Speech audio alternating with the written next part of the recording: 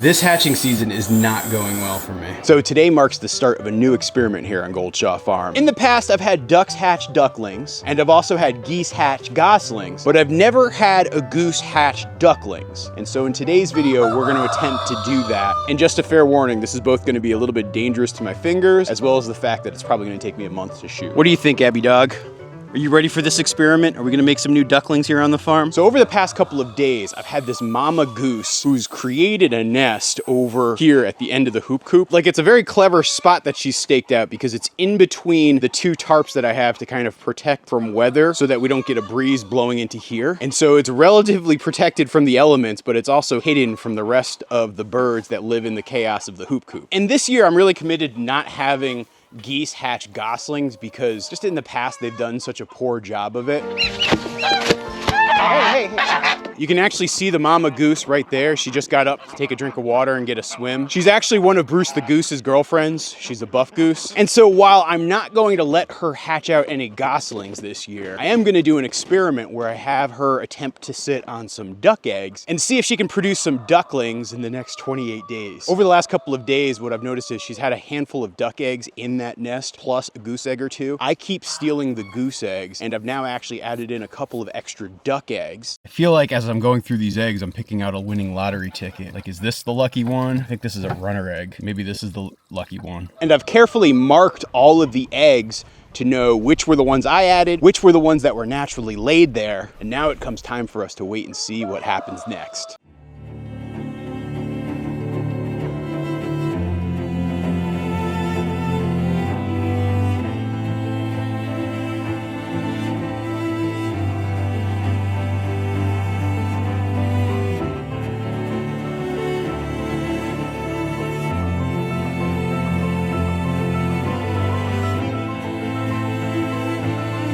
Now on the night of day one. Let's see if our goose is still watching over her eggs. I would say that's a yes. So I would say that this hatching experiment is on, and we've got 28 days to see if she's gonna hatch some ducklings. Good morning, birds. How's everybody doing today? Look at all these geese, look at all these chickens, look at all these abbies. But quite honestly, the thing I wanna check on the quickest is to see how our goosey mama's doing with her duck eggs. So let's check it out. Now, she should be right behind this tarp. Hi, goosey mama. How's it going? I'm very happy to see you've built this nest here. It looks like you've accepted things. And at least for the first couple of days, I don't want to disturb her. So we're just gonna let her do her thing and see what happens next. But I did come bearing some gifts for you. So here, I'm just gonna leave this lettuce for you. You can take it if you want to. It's entirely up to you. You know, one myth that exists about ducks and geese and chickens while they're sitting on their nest that they're never gonna get up. What I've actually found is that they will all typically get off their nest once or twice a day to get a little bit of food, get a little bit of water. And so making sure they have those resources relatively close and nearby is actually an important thing. Release the Kraken!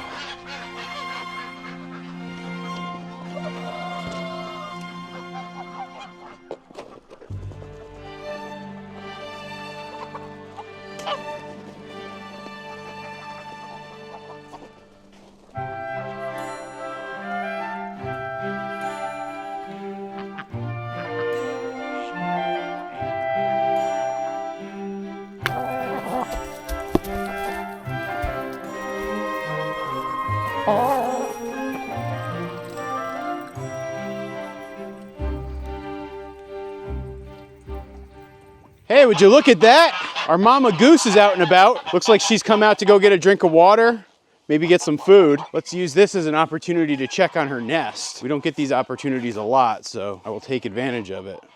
What the heck? So here you can see all of the eggs that I put in there. She actually ditched a lot of them. There's 1, 2, 3, 4, 5, 6, 7 that she's kept, but she's ditched the rest. That's actually not unusual. A goose will discard eggs that it knows are either infertile or have stopped developing. Usually I find that that happens a little bit later in the process, but looks like our girl just did it right now. Kind of what I thought. Here's some of those reject eggs that I was thinking that mama goose kicked out. She just sort of tosses them underneath this plastic. That's pretty funny. I've got some treats for the chickens here. Some old bread, vegetable cuttings, other kitchen scraps that are all chicken friendly. Dig in, girls. I also have this acorn squash that we grew that developed a little bit of a growth spot. Hang on, I'm just breaking it up for you so you can get at it.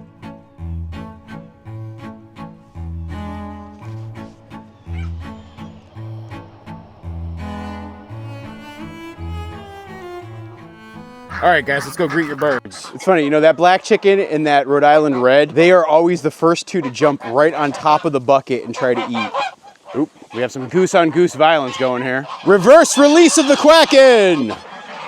I know that this is chaos of my own creation, but yeah, the birds are going nuts these days when it comes to feeding time. And this right here is the downside of having the ducks outside. They just drop eggs everywhere. Oh, see right there? That's Tarp goose. She's the mama. If she goes outside to get some water, I might go check on her nest. I keep checking behind me to make sure she doesn't like sort of come storming back at me. All right, let's see what we got in here. We got 1, 2, 3, 4, 5, 6 viable goose eggs that she's still sitting on. And somehow she's got a rock too. I don't know why that is.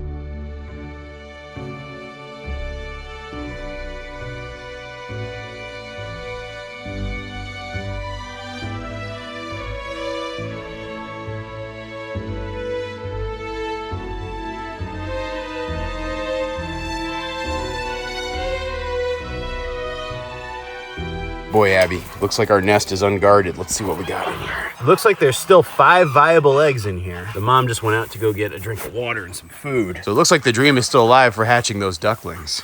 So what do you think, Abby? You think those eggs are gonna hatch? I'm hoping they are. It should happen very soon. Unfortunately, I was totally wrong, and that mama goose actually gave up on her nest. This was the last morning I ever saw her sit on the nest. Eventually, she just started doing other things and left the eggs alone to rot and ultimately be composted. So that meant it was time for me to move on to other hatching experiments.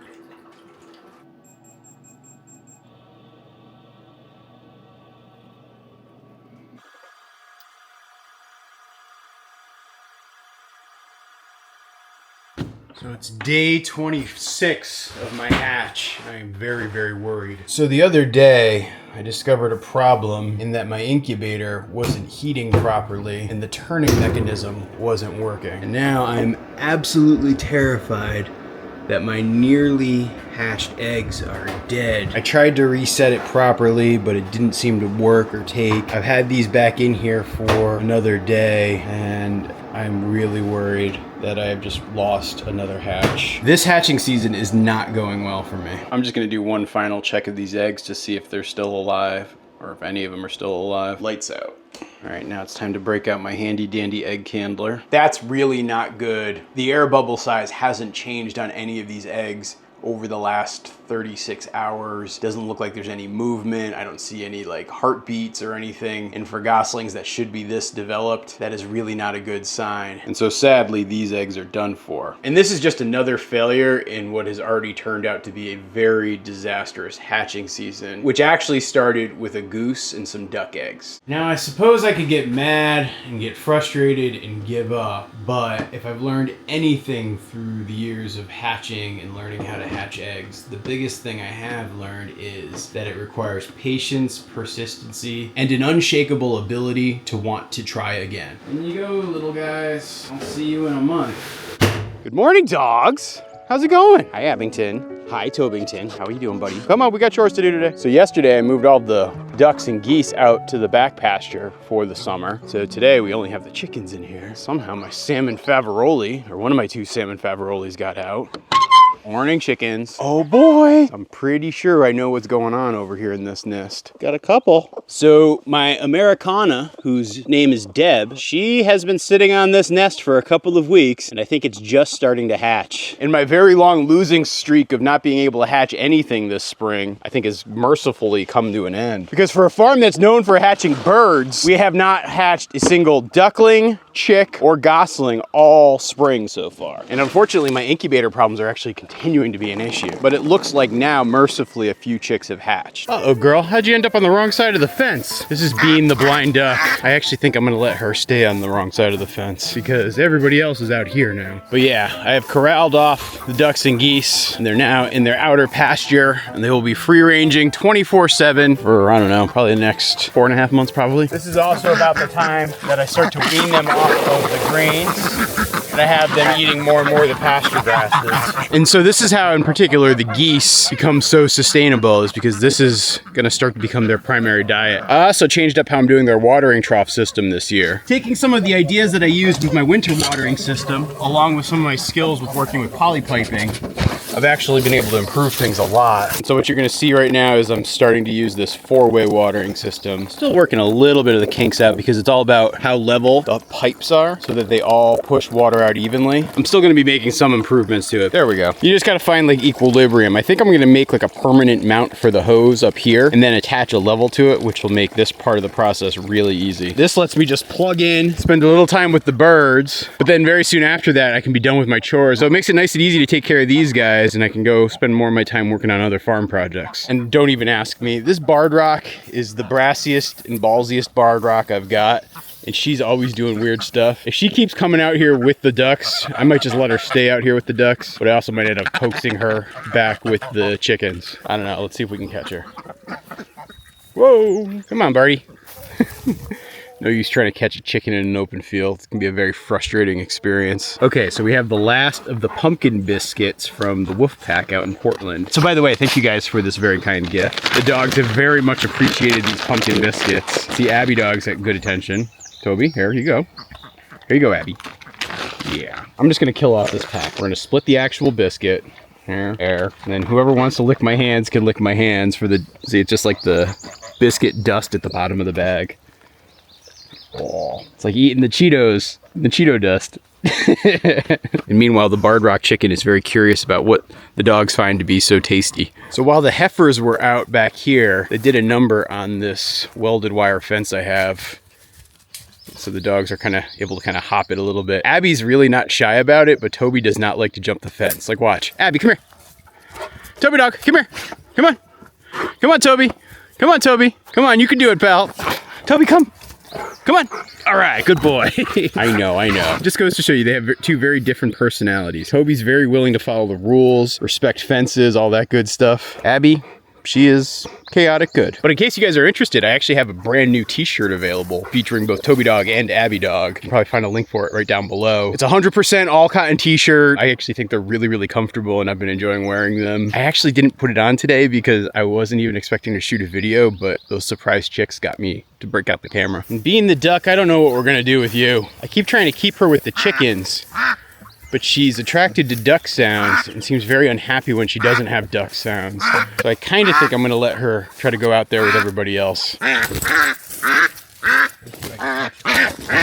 Okay, Beanie. So Bean is our blind duck. I don't think she was born blind, but she has gone blind over the years. And like the winter setup, it was okay for her. I'm a little bit worried about the summer setup. Part of me wants to keep her with the weird chickens, but part of me is also worried that the weird chickens are going to beat up on her too much. And she's so used to being around ducks and geese that I think that's actually why she's out here versus inside in the safety with all the chickens. So I'm just going to let her go and see if she can find her birds. She actually has a very good sense of it. She works on hearing, and so she kind of hears where the rest of the flock is, and then she ends up going in that direction. And so I would not trust her ability to survive completely on her own, but out here with the rest of the birds to watch her, plus having the dogs for protection, I don't know. I guess this is probably her best option. But if you have a different point of view, please let me know down in the comments. But yeah, it looks like she's finding her flock, so maybe she is best outside.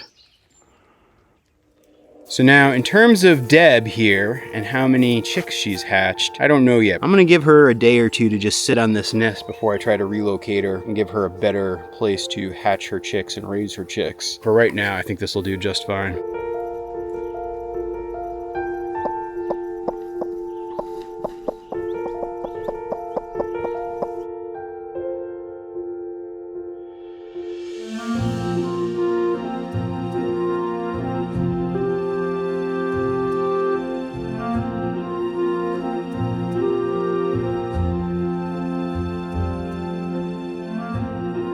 Good morning, Abby dog. You look like you've been acting like a guardian. I swear, Abby has been, since the moment I looked out here this morning, guarding this one little spot.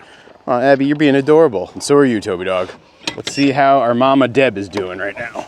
All right, Deb, let's see what you got this morning.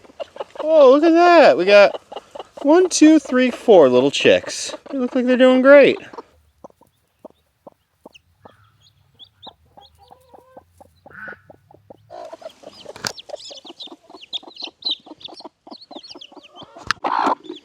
on, guys. Hang on. Hang on. There you go. There's your chicks. I'm putting them back.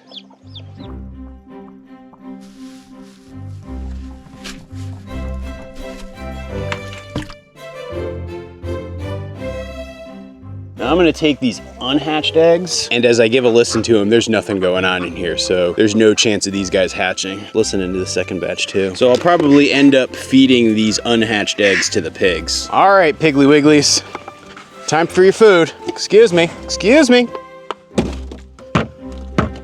Here you go. I got a special added bonus for you this morning. Step aside, boys and girls. There you go. Gross eggs, yum. Nothing goes to waste on the farm. So since I've been wildly unsuccessful at hatching eggs myself this year so far, I don't have anybody using the brooder house. And so at least for the first couple of weeks, I'm gonna let Deb and her chicks stay in there, at least until, like I said, I need to evict them and use that house for somebody else. Letting Deb and the chicks take over that space for the first few weeks gives them the best possible chance for survival. It's a warm, protected place. They can have separate food, separate water, everything. They're not gonna be at risk for playful abbeys or ranging barn cats. And so I'll keep them in there until I need to use that for any eggs that I am actually gonna hatch this summer, which at this point, I'm very worried about. Thanks for watching, everybody. And oh yeah, if you wanna get one of these t-shirts, you can get them right down there.